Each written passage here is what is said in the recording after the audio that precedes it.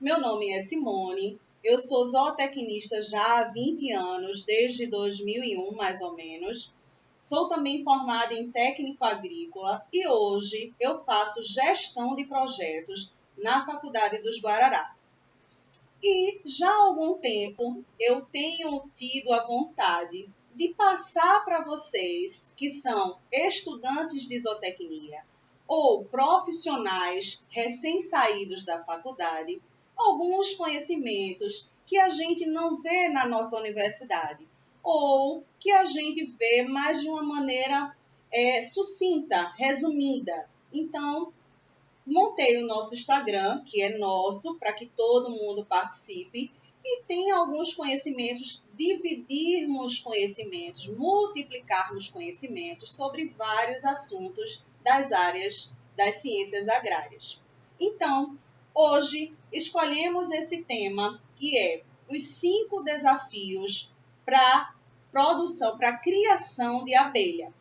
E trouxe aqui para conversar com vocês Paulo Bastos, que é meu sócio, meu esposo e criador de abelhas. Não é, Paulo? Exatamente. Paulo já é criador de abelhas desde 2005, não é isso? Sim, exatamente. Desde 2005. 2005, na verdade, a gente começou após fazer um curso, após a preparação, a montagem dos apiários. Foi desde 2005 que se efetuou isso aí. Isso. Então, por que, Simone, você quis trazer um apicultor e não fazer uma live com um zootecnista, um agrônomo, um veterinário? Eu quis trazer, gente, para vocês o outro lado, né? O outro lado da moeda. Como é que um criador, ele lida com esses desafios do mercado, né? Do mercado de produção animal? O que é que se passa na cabeça de um produtor em relação a ter tantos criadores de determinada criação, de determinada espécie animal? E hoje nós escolhemos as abelhas. E eu quero que vocês entendam que nada na nossa vida é uma regra, tá? A gente estuda zootecnia, a gente estuda produção animal. Como eu já falei em alguns vídeos, a gente aprende as técnicas, mas a gente, no mercado de trabalho, quando a gente sai da faculdade, a gente entende que nem sempre a gente consegue aplicar à risca aquelas técnicas que nós aprendemos na faculdade.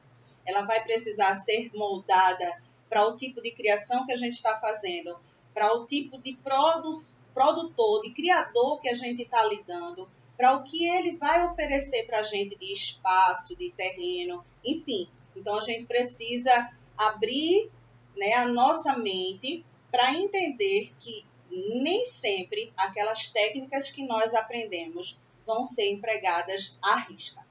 Nos 5 desafios da apicultura, nós separamos os mais importantes. Eu acho que aqueles que englobam a maior dificuldade para um apicultor. Então, eu vou pedir a Paulo que ele fale para mim, fale para nós, que estamos aqui presentes nessa live, sobre a escolha do terreno e as espécies de abelhas. Diga aí para a gente, Paulo, o que é que a gente pode, nesse desafio, o que é que a gente pode passar para o pessoal?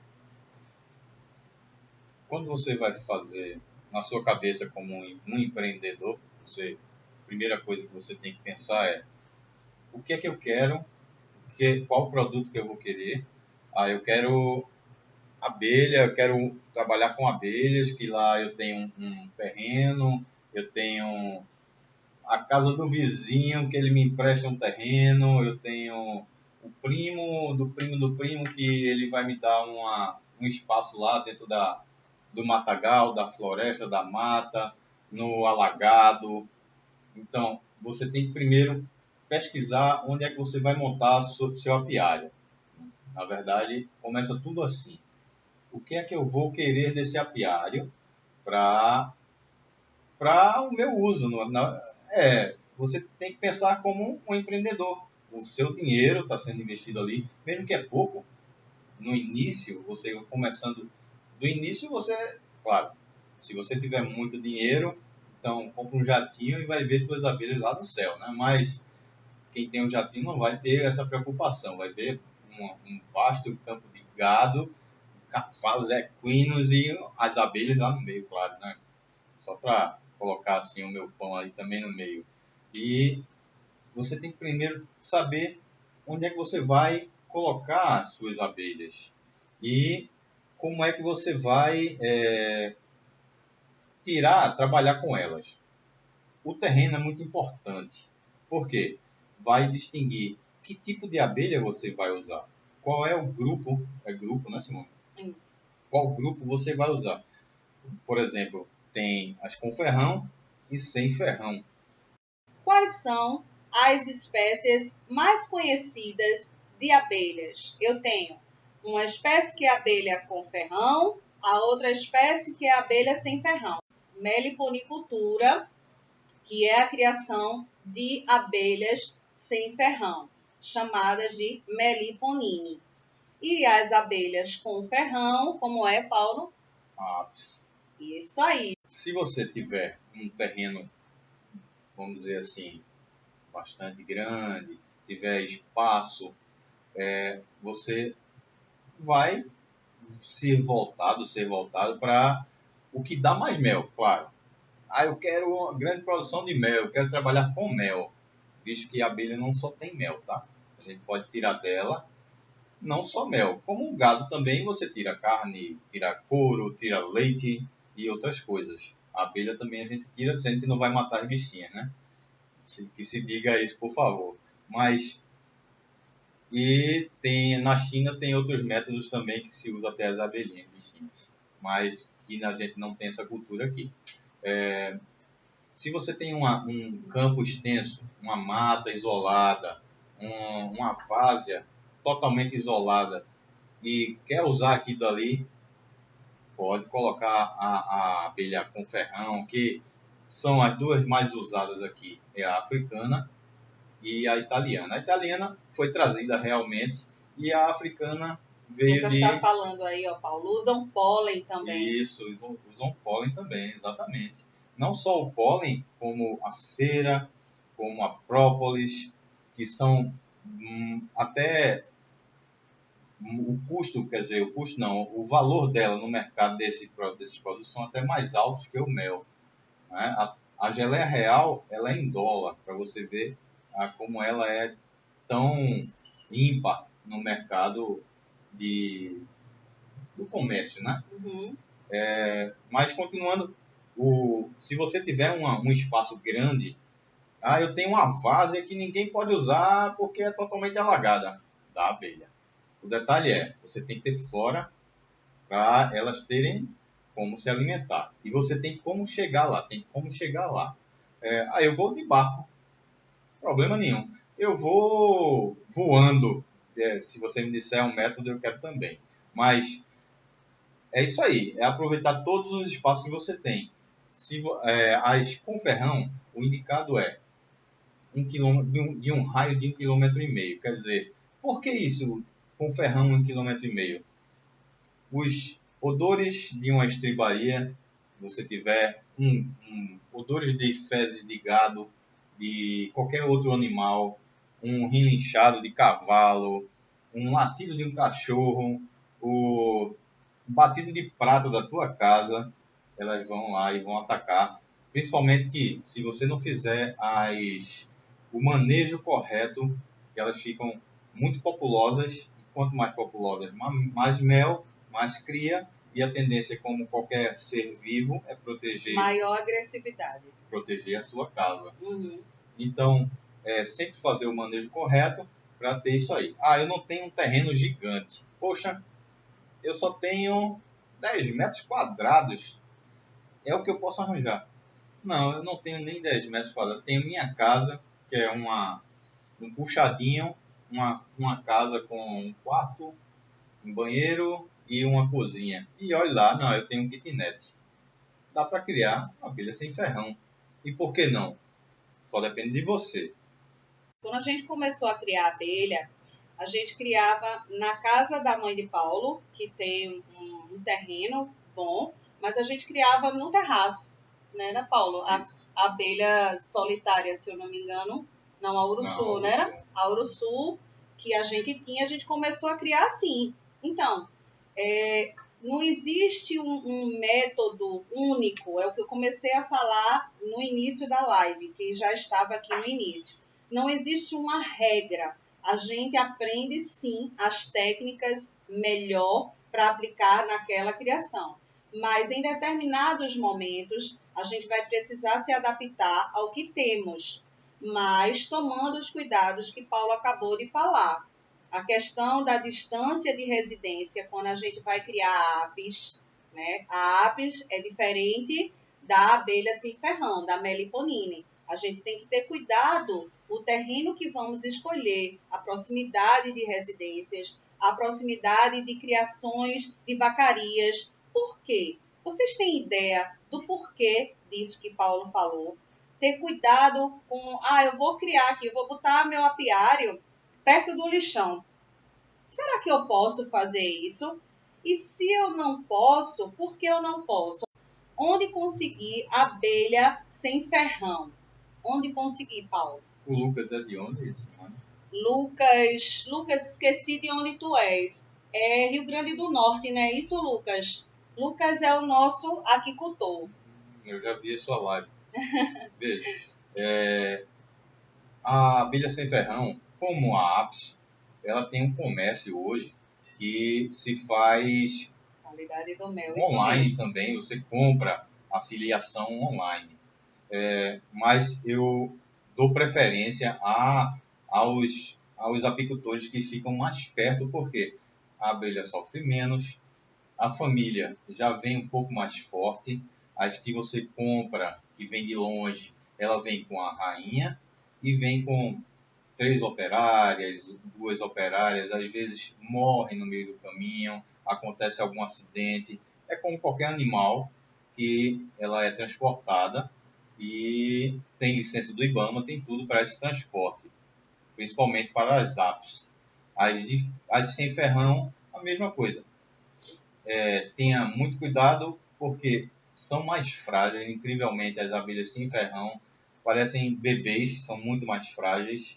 A própria arquitetura corporal, né, dela, a estrutura corporal dela é um pouco mais maleável, mas no teu redor tem sim também apicultores que criam abelhas, principalmente sem ferrão, porque é muito mais fácil. O detalhe é, você não vai encontrar um campo gigante, gigante de sem ferrão. Por quê?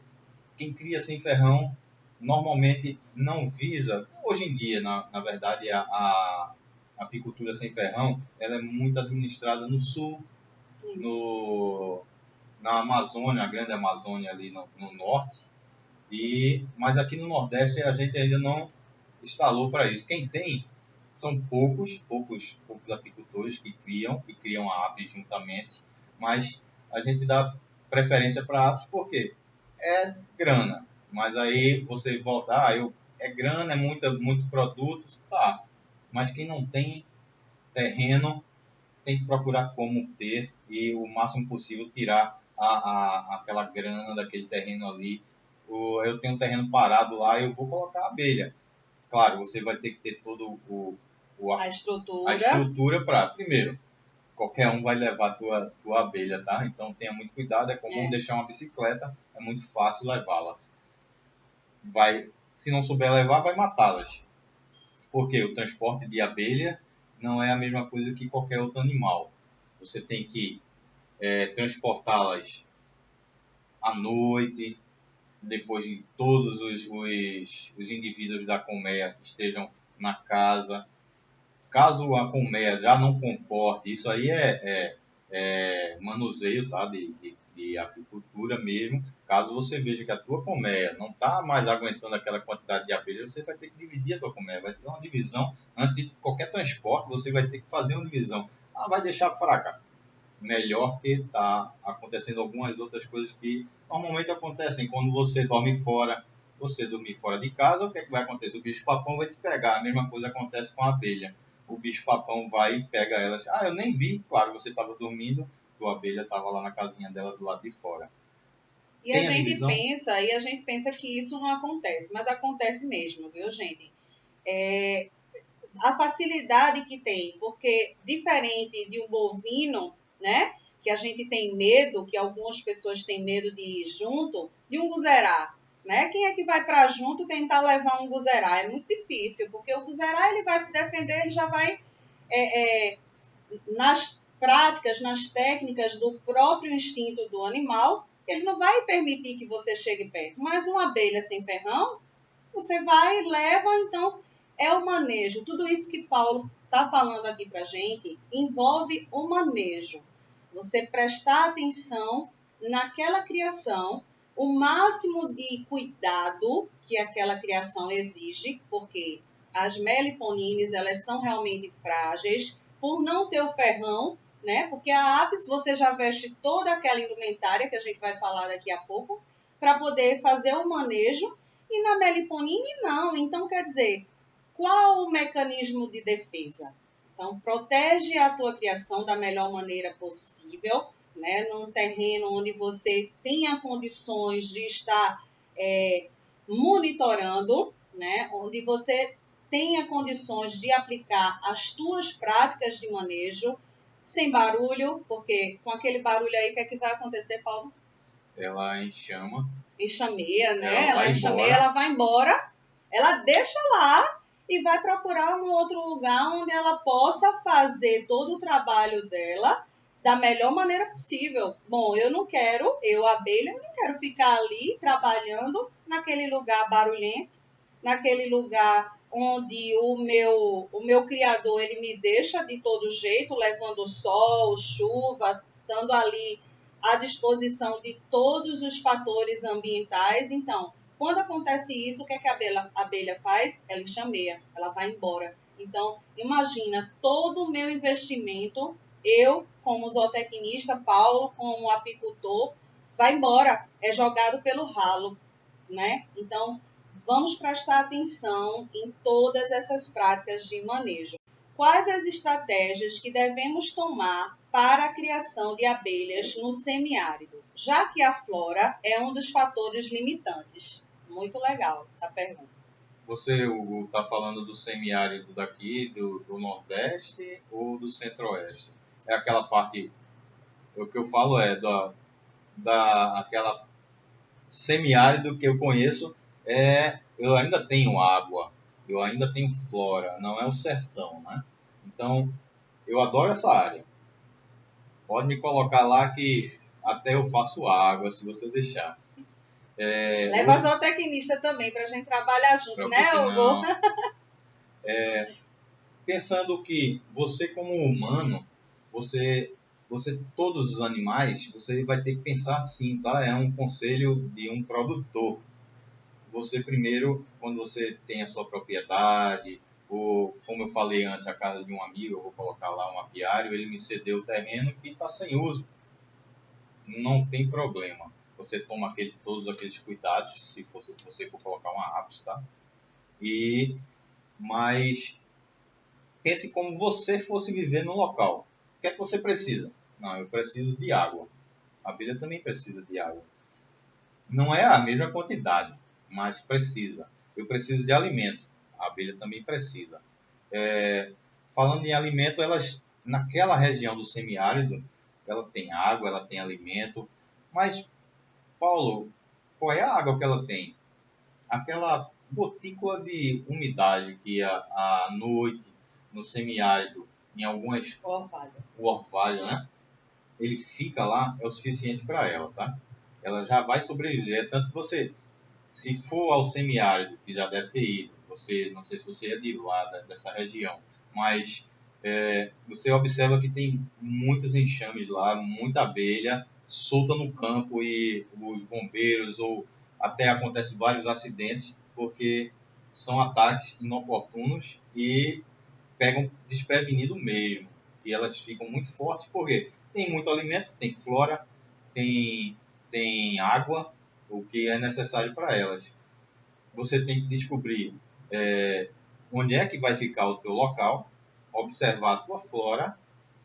Se você tiver como, eu tenho pouca flora, tá, beleza. Você pode colocar flora lá sim, da mesma região, não tendo um impacto grande, até flores que a gente cultiva em casa. Cuidado com as tóxicas, tá? Para não matar os teus clientes com o mel, mas flores interessantes que você nem iria ter, nem queria plantar lá no semiárido, vai ser bonito, porque vai ter muita cor, mais flores, e tuas abelhas vão sobreviver. Então, quer dizer, se eu não tiver à disposição lá no semiárido, se eu não tiver a disponibilidade natural no semiárido, eu posso colocar plantas novas para que as abelhas possam polinizar, possam se alimentar. É isso, Paulo? Pode sim. Você, agora, tudo isso com um manejo correto, porque o semiárido, a gente está falando de abelhas, agora está falando de flora. Isso, né? isso. Então, são raízes, são folhas, são água e terra administrada com um insumo correto para as flores crescerem. Ela tem um tempo, cada uma tem o seu tempo, cada uma tem a sua idade de floração, amadurecimento, então você tem que fazer toda uma técnica para esse manuseio aí também. É um preparatório, mas que realmente vale a pena, não é custoso, dependendo do como e o que você possa investir para essa floração daquela tua região. A maioria do semiárido tem flores. A gente aqui não está acostumado às vilas, porque são pequenininhas, são escondidinhas, mas as abelhas elas sentem o cheiro, elas têm uma visão muito boa, além do que só 2 olhinhos. Então, elas são o top de Tandera. Mas é isso aí. No semiárido, caso haja uma seca muito grande naquela tua região que ocasione realmente a falta de umidade, a falta de flora, então você tem que fazer esse manuseio de alimentação, que é um dos itens que a gente vai falar também. Que a gente pode já aproveitar essa pergunta do Hugo para entrar no nosso segundo desafio. Eu estava conversando com o Ricardo que a gente não pode ter vergonha, né? Eu brinco que o zootecnista não pode ter vergonha, mas não é só para o zootecnista, tá, gente? Um produtor, um criador, ele não pode ter vergonha. Ele precisa deixar a vergonha de lado e ir atrás de novas metodologias, novas tecnologias, novos investimentos. O que é que eu posso trazer de novo para a minha criação? E o zootecnista piorou, ele não pode ter vergonha, porque ele vai ser a ponte entre o produtor e a criação. Então, se eu, como zootecnista, tenho vergonha de me posicionar, tenho vergonha de, durante a minha faculdade, durante a minha graduação, durante a minha especialização, tirar minhas dúvidas, então a tendência é eu levar minhas dúvidas para fora da universidade, quando realmente eu estiver no campo exercendo a minha profissão. E eu não quero que aconteça isso com vocês. Eu quero que vocês saiam daqui top de linha, como todo zootecnista é, como todo profissional das ciências agrárias é, não é isso? Então, vamos lá para o segundo desafio. O segundo desafio, gente, é uma coisa muito importante, que eu venho falando isso já há muito tempo. E vou fazer uma pergunta aqui para vocês. Existe diferença entre nutrição e alimentação? Quem já viu meu vídeo aqui no Instagram falando sobre os termos utilizados na produção animal, que é ligado à parte de alimentação? Existe uma grande diferença entre nutrição e alimentação. A alimentação é tudo que eu vou oferecer para o meu animal, tudo. O que eu ofereço a ele é uma alimentação. Se Simone, ela consome macarrão, é alimentação. Se Simone consome maçã, é alimentação. Mas o que é nutritivo? qual a diferença nutricional entre a maçã e o macarrão? Então, a nutrição são os nutrientes, é a administração de nutrientes que vão ser absorvidos pelo meu organismo. Então, depois desse blá blá blá, a gente vai ver como segundo tópico, como segundo desafio da apicultura, a nutrição e a alimentação diferenciada para as abelhas, ok? Mas antes disso, eu quero deixar aqui para Paulo responder a pergunta de Lucas. Para criar abelha sem ferrão, precisa licença de órgão ambiental, Paulo? Lucas, se você quiser vender os teus ninhos, realmente é aconselhável a você tirar uma licença no IBAMA. Não é difícil, é só moroso, porque como todos os órgãos do governo, eles são um pouco demorados para te responder. Mas você pode criar sem medo, principalmente que você está mantendo a flora ativa, né? Agora, se você quiser comercializar os teus ninhos para terceiros, sim, tem que ter a licença. Caso não, só o produto para a tua família, para você vender o teu mel, para vender o teu pólen, não tem necessidade. Vai ter sim a necessidade da Anvisa para, caso você tenha uma grande quantidade de mel, entrar no mercado como qualquer outro produto. Existe sim, já que a nutrição está relacionada com a constituição dos alimentos que contribui para a manutenção da vida e produção animal. Exatamente, perfeito, Hugo, perfeito. A alimentação é tudo que eu forneça para o meu animal, sem restrição, de nada. E a nutrição, nós, como zootecnistas, especializados na produção, nutrição e melhoramento animal, a gente vai entender que aquela nutrição ela vai variar de categoria, de espécie, de raça. Então, do período que aquele animal está passando, se ele é um animal que está na gestação, na lactação. No caso das abelhas, se é uma abelha com ferrão, se é abelha sem ferrão, o que é que eu vou oferecer para aquele animal de acordo com a necessidade dele e do que eu preciso para a minha criação, ok? Até Simone, o tempo que eu falo do inverno, verão, outono, que você não vê essa sazonalidade no sertão, no nosso Nordeste, mas tem uma diferençazinha, isso aí modifica a vida das abelhas, sim, e a gente tem que ter esse cuidado com a alimentação para essas épocas, principalmente se você for tratar para alguns produtos restritos, como eu só quero retirada de pólen, eu só quero criação, eu só quero vender crias, eu só quero tirar mel. Então, são alimentações que, em determinada época do ano, você vai ter que ajudar a tua abelha, teu apiário. Não é custoso, porque uma abelha não come tanto como um gado, não é igual à nutrição de um caprino, de um equino, que é ainda mais melindrosa do que uma abelha. Sendo que as pequenas porções vão interferir, sim, na tua produção, principalmente se você for vender geleia real, se você for vender um pólen, isso aí vai interferir muito. Se você fizer um gráfico e usar a metodologia real de nutrição, você vai ver os altos e baixos dependendo do que você for fazer, for colocar naqueles nutrientes para as suas abelhas, tá? Qual a importância do calendário apícola? O calendário ele tem que ser seguido não rigidamente, mas dependendo da tua região, você vai ter que usar exatamente o que eu estava falando, né?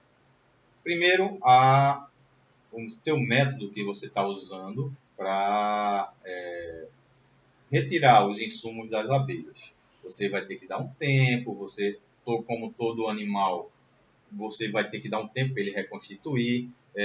Depende do tempo em si, da sazonalidade do ano.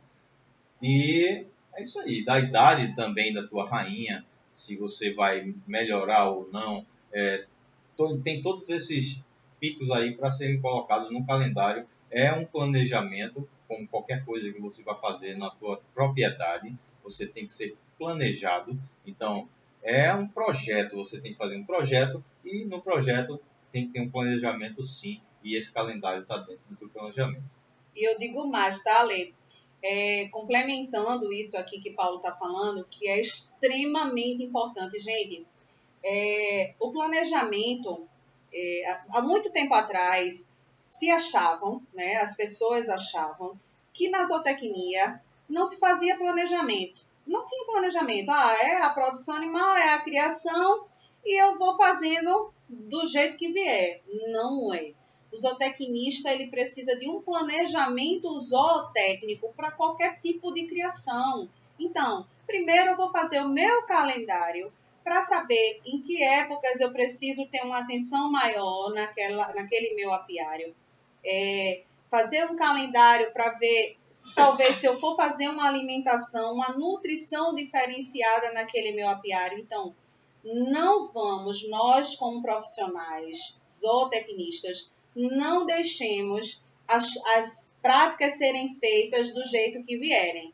Vamos sim fazer um planejamento para aquela propriedade, para aquela empresa, antes de começarmos. Então, toda a criação, independente do que for, abelha, peixe, boi, caprino, cavalo, o que for, vamos primeiro sentar e fazer o planejamento. É o que eu venho falando aqui em vários vídeos também. A diferença da gente, né, do zootecnista, um zootecnista diferenciado é aquele que entende o que ele tem, a situação que ele tem, os animais que ele trabalha, o terreno que ele trabalha, a alimentação que ele pode fornecer e ele faz um planejamento para aquele produtor, para aquele criador rural. Como posso ajudar a conservar as abelhas no semiárido pernambucano? Hugo, não é fácil, como qualquer benefício que a gente queira para a humanidade, parece que tem sempre um empecilho, né? As abelhas, elas têm, como qualquer animal da nossa fauna e flora, é um equilíbrio, tá? Se você colocar mais abelha de um tipo do que de outro, vai dar um desequilíbrio. Você pode sim trabalhar com todas.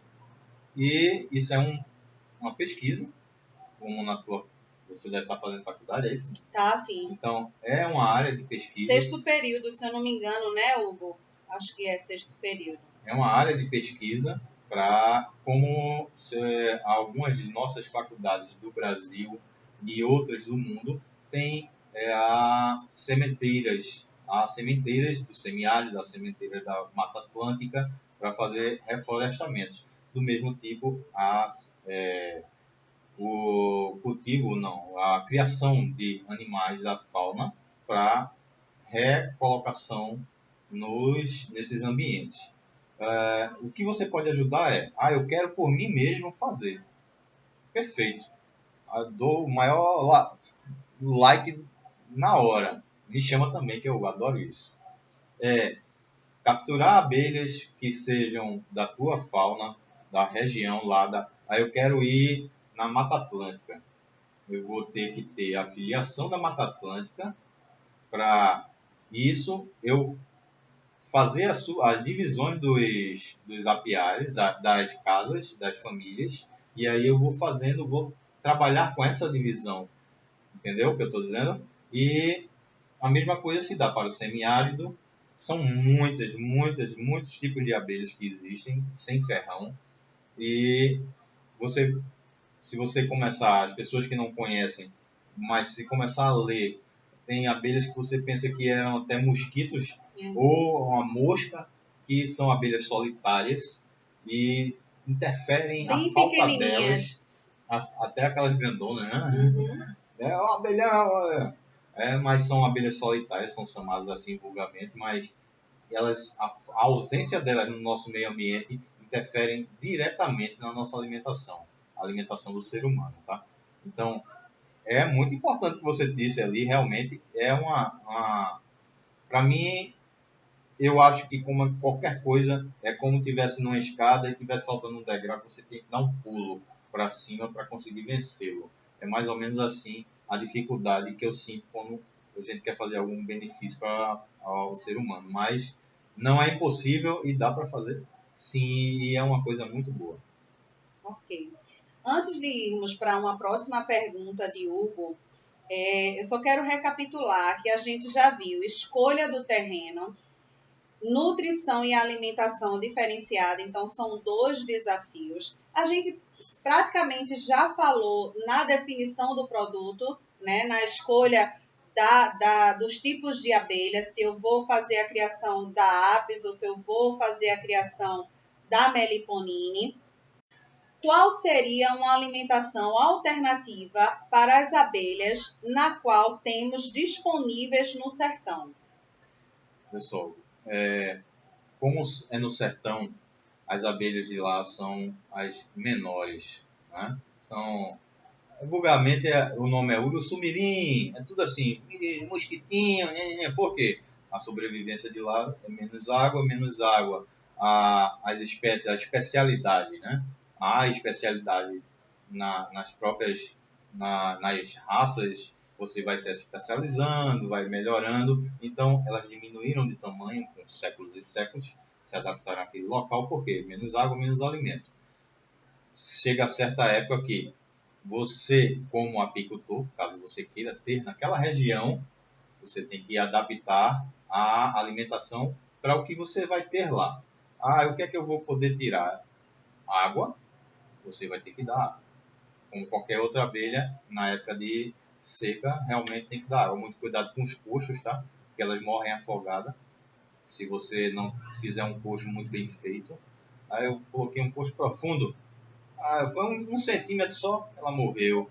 Você tem que colocar as bordas bem ásperas e degradê, como é que se diz? Feito uma rampinha, uma rampa, né? Para não morrerem afogadas, muito cuidado. Ou simplesmente uma lâmina de água para elas terem acesso. Uhum. A mesma coisa se dá pela alimentação. Um alimento muito interessante, que a gente usa muito para a alimentação de abelhas, é simplesmente o melaço de cana. Ele é bem interessante, mas ele é uma nutrição quase completa, quase. Por isso que entra vocês aí como zootecnistas para fazer esse balanceamento. É quase completa para o que ela necessita naquela hora, que é exatamente nas secas. Ela precisa de água e alimentação, que é a nutrição se vocês entrarem, claro. É um coxo com o melaço diluído. Você não vai colocar grosso, porque ela vai ficar grudada lá e vai morrer, tá? Então, muito cuidado nisso também. A viscosidade do melaço, vocês têm que ter cuidado.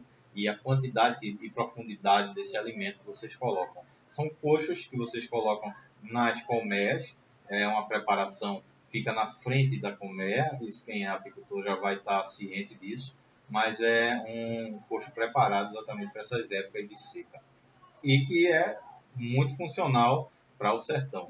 Eu não vejo muito equilíbrio se você não tiver uma flora naquela região adaptada à abelha que você vai querer, tá? Ela vai migrar, ela vai embora, vai enxamear, né? Isso. Porque não vai ter o suficiente para ela manter a própria família, como qualquer um faria, né? Então, a gente volta àquele primeiro tópico, que é a preparação, a visualização da tua área, a preparação e a nutrição dela também. Ok. Terceiro desafio para um apicultor. Se eu já escolhi o terreno, se eu já entendi da nutrição e a alimentação diferenciada para as minhas abelhas, o que é que eu vou fazer agora? Como definir meu produto? A gente já falou algumas coisas sobre isso aqui, não foi, Paulo? Já tocamos sobre o assunto, mas você quer colocar mais alguma coisa sobre essa definição? O que seria definir o produto? Como assim? É o que você quer dar ao seu cliente. Você, como produtor, você tem a necessidade, eu quero direcionar. Por que direcionar? Porque o teu apiário vai ser todo montado diante disso. Se você quiser, eu quero vender, vamos dizer, pólen. Então, eu tenho que direcionar a minha montagem do apiário para retirada de pólen das abelhas. isso tendo todo o manejo correto para que elas não passem fome, tá? Eu não sei se vocês sabem, a alimentação das operárias é formada de mel e pólen, então se chama pão. Isso. Se vocês tirarem todos os pólens das abelhas, consequentemente a casa não vai sobreviver muito, vai ter uma baixa durabilidade a vida útil das operárias. A rainha, consequentemente, não vai ter a operária para alimentá-la. A quem alimenta a rainha é a operária. Vocês verem o ciclo de vida interno das abelhas. Então, muito cuidado quando vocês forem direcionar um certo tipo de produto para a coleta correta, os acessórios corretos para esse uso de produto. Vamos dizer, eu quero pólen, então, desde o início da tua casa, a tua colmeia, a Langstroth vai ter que ser, se for uma apis, vai ter que ser voltada para isso. Se for uma de sem ferrão, ela também tem que ser voltada para isso, mas toda uma preparação antecipada para a própria colmeia não sofrer com essa retirada de produto. Eu falei do pólen. Você pode retirar a cera também. Você pode retirar a cera vai depender da tua flora que tem a teu redor, tá? É todo um preparatório para essa retirada de cera. O própolis é uma coisa muito interessante, o mercado adora própolis porque tem vendas para própolis. Por quê? O própolis, ele para o ser humano, não só para o ser humano, mas para todos os animais, ele é antisséptico, não é isso? Isso. Não é isso? Então, isso. É muito bom. E tem países como o Japão, eles compram muito determinado tipo de própolis, que é o própolis verde, própolis vermelha, que depende da flora que você tem ao teu redor.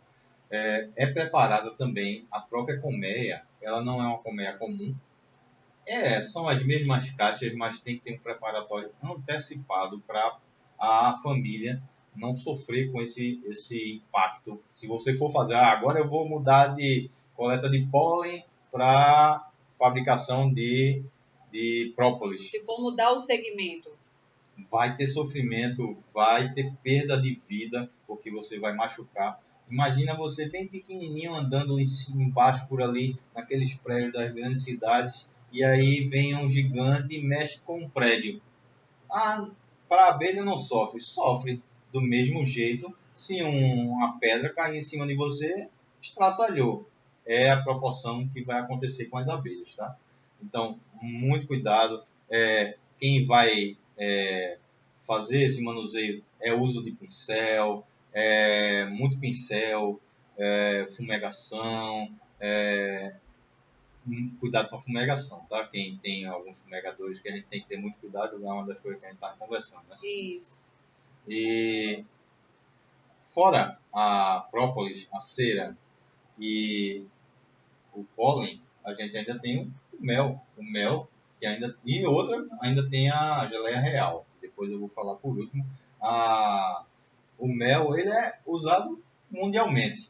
Para vocês verem, tem um amigo meu que ele não vende mel para aqui para o Brasil. Ele só vende para os Estados Unidos. Ele é diretamente para lá. O pessoal compra tudo. Vendo aí? Compra tudo, mas tem todo um processo. Não é assim, simples. Eu vou fazer mel e vou vender para o Japão. Vou fazer mel. Não. Tem todo um mercado, uma venda pré-determinada para isso. Todo um contato, um network, né, Simone, que você tem que ter antecipado para isso. Não é simplesmente eu vou fazer. Lembrando, viu, gente? Lembrando do que eu disse há alguns minutos atrás: planejamento. A gente precisa planejar para entender que tipo de produto eu vou oferecer. Então, porque a criação de abelha não se diferencia de qualquer outro tipo de venda, né? Primeiro, eu preciso definir. Existem pessoas que falam que eu preciso definir meu produto antes de oferecer. E tem pessoas que falam que eu preciso oferecer antes de definir o meu produto. Bom, então vamos pensar o seguinte: você é um profissional, você é um zootecnista. Você vai oferecer a sua imagem Então, como é que eu devo oferecer a minha imagem? O que é que eu devo melhorar em mim para eu oferecer a minha imagem? Então, é a mesma coisa de qualquer outro produto que eu vá oferecer. Eu tenho que decidir o que é que eu vou oferecer, então decidir como é que eu vou apresentar a Simone, não é? Se eu vou apresentar a Simone de cabelo comprido, Simone de cabelo curto, Simone gesticulando muito, Simone não gesticulando nada, então defino o meu produto e eu faço a propaganda, faço a venda do meu produto.